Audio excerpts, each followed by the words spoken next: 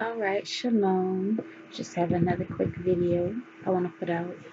Um, and for the video I made before, I had my covering up because I wanted to wear it down for this specific topic I want to talk about. And that is when I'm out and about, whether it's grocery shopping or running errands, whatever. When I'm out, more often than not, I can say 90% of the time, I get approached and asked, how long have I been Muslim or am I Muslim? And I want to know, when did modesty equal or equate to being Muslim? Like, when did that happen? Because I'm not Muslim. I'm of Hebrew lineage. That's my bloodline. Uh, Now, I can understand kind of a little bit uh, when people ask, because when I wear my covering like this down, I tie it in the back and then I let the two sides drape and I just tuck it behind each ear.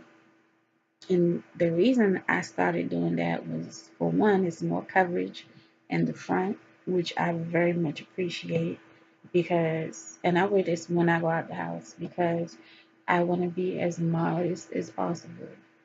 Um, and I do not wear my hair uncovered outside of the home unless my husband specifically requests for me to do so. That being because I keep my head covered, keep a lot of things covered, specifically because those are designated for my husband's eyes only. So I don't, I mean, like, to me, it just made perfect sense. You get extra coverage this way. Um, it's not any question about what you're trying to do. Like, it's like, I came out the house not to show you nothing. That's, in my mind, that's how I perceived it. And when I get approached, or sometimes they ask my husband too, because he has a beard and stuff like that, like, how long you guys been Muslim or whatever. But usually it's me when I'm in an aisle by myself or something. Um, and I just say, no, I'm not Muslim, I'm Hebrew. And it didn't bother me at first, but because it happened so much, like so much, it's kind of like modesty is like a unicorn or something. Like, it's mythical. It's not the norm. And I would like for that to become the norm. It should be. Now, I can remember going to Christian church and I could be fully covered and still look like a hoochie. Okay? It could have been too short, not extremely short, not like, you know, go sit in the back of the church short. Not like that, but just above the knee, which can be too short, um, especially with short pantyhose. If it's at the knee or above, then it needs to come down some. But I'm just talking about how it was back in the day. Um, it could have been too tight, form fitting, and it can take work. It can. I'm not gonna pretend like it does not take work sometimes to make it a little more modest, because if you're shapely, you have a lot of shapes you need to cover. So, with that being said, you just have to put that little extra effort in, which is why a lot of times I pick my outfits out the night before, so that way I don't have to worry about that. You won't catch me slipping. But that's what that is. But it's just like, anytime, every time we're out, it's like, how long have you been Muslim? Whatever. And from what I know and what I've seen, Muslims, they don't wear their ears out. They have this covered, but just nothing wrong with that. when it's real cold, I most definitely cover these little teeny ears, But I wear my earrings. I accessorize my head wrap sometimes with a headband and things like that. But I make sure I have on my long skirt. And what I did was one time recently, I was in the aisle and I cut the corner because I was trying to get out of that store so fast. I cut the corner. My husband was behind me pushing the cart.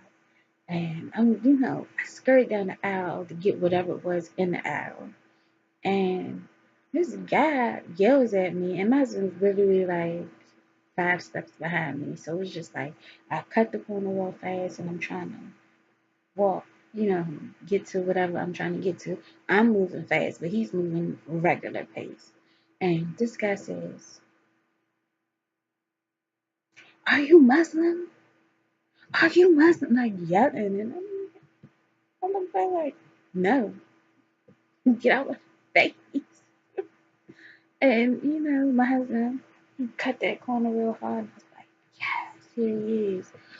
And because I don't like, you know, that whole male confrontation thing. I try to avoid that as much as possible. I will not make eye contact with you. I will not smile at you. I was, hello, and keep moving. So, but he seemed really like aggressive and persistent trying to get my attention. So my husband's like, no, we're not Muslim, we're Hebrew.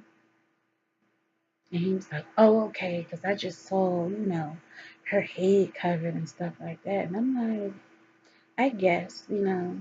But after that, I put some fringes on my coat because I had them on the bottom of my skirt, but I guess they were too low, for him to recognize because when he saw the fringes on my husband's coat, which of course I made sure I fringed all his coats out, it was like, oh, okay, yeah, and just he rolled on out of here. So I put fringes on my coat because I had them on my skirt, but I didn't have them on my coat because I wasn't planning on wearing that coat too much anyways. But just fringe all the coats, just so everybody knows not to ask you that question. And of course, everybody does not know. Everybody is not aware. So everybody's not aware of why we conduct ourselves the way we do, why we dress the way we do, what those fringes and border of blue represent. But a lot of people do know. So, of course, it's not a fashion statement. It's there to remind us, of keeping the laws and things like that. It's more spiritual than just, it looks nice, although they do look nice. I can say they do look nice. And I'm not going to make this video super long, but it just got kind of frustrating for me, to have my head covered. And I felt like these little distinctions would, obviously say, okay, yes, I'm covered, but I'm obviously not Muslim. Obviously, that's not the case. People still ask, are you Muslim? No, I'm not. Me, bro, and just keep, sometimes it develops into more of a conversation, but I don't engage in conversation with men regarding those things. I automatically direct them to my husband because I don't. No, that's not a conversation for us to have. But I think it's nice, It's been cold. I don't know if it's cold where you are, but it's been really cold up here. So when I normally wear my thicker scarves when I'm out at night, and I'll tuck that thing. You got neck warm, ears warm, head covered, frontal coverage. It's accomplishing a lot of things for me. So I'm going to keep wearing this. It is not a hijab, okay? It's not. This is a scarf that I got out of the beauty supply store in the mall.